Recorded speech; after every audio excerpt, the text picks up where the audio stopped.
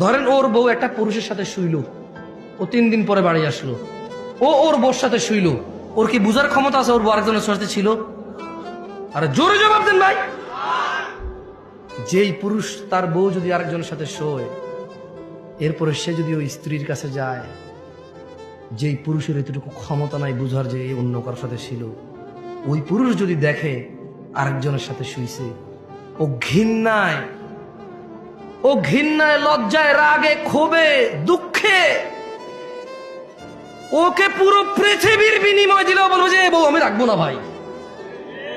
যার ভিতরে ন্যূনতম লজ্জাবোধ আছে, গায়রাত আছে, গায়রাত মানে বোঝেন আত্মমর্যাদা, কি মর্যাদা, সে রাখবে না। তো বলবো যে ভাই এত কিছু জানি না, আমি জুলুমের শিকার হয়ে গেছি, ওর মোহর কত 20 লাখ, এ ভাই একটা কিডনি খুল লইয়া যায়, এরা সরা, দেখলে আমার মেজাজ গরম হয়। আল্লাহ এরকম বলবে। যার ভিতরে ন্যূনতম আত্মমর্যাদা আছে সে বলবে যে 20 লাখ তো নাই, কিডনি একটা নিয়ে যা, 2 কিডনি লাগে না, 1 কিডনি বাঁচা যায়, ওর নিয়ে বাঁচা যাবে না ভাই, কিডনি ছাড়া বাঁচা যাবে গ্যারান্টি আছে, ওর সাথে বাঁচবো না।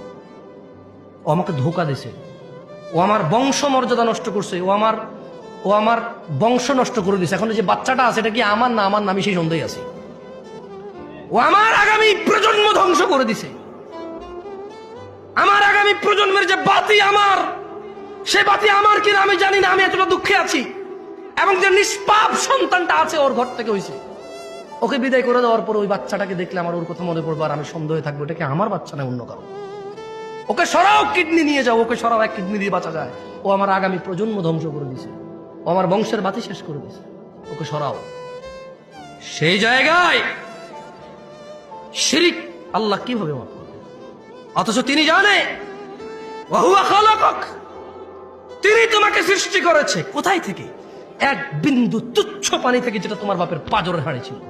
এই পিছনের হাড়ে ছিল যে পানিটা, ধাক্কা দিয়ে যে পানিটা বের হয়, যে পানিটা যে কারো হাতে লাগলে গোসল করতে হয়, এভাবে ঘিন ঘিন করে টিস্যু দিয়ে মুছে ফেলবে, এমন তুচ্ছ পানি হতে তোমাকে সৃষ্টি করছে।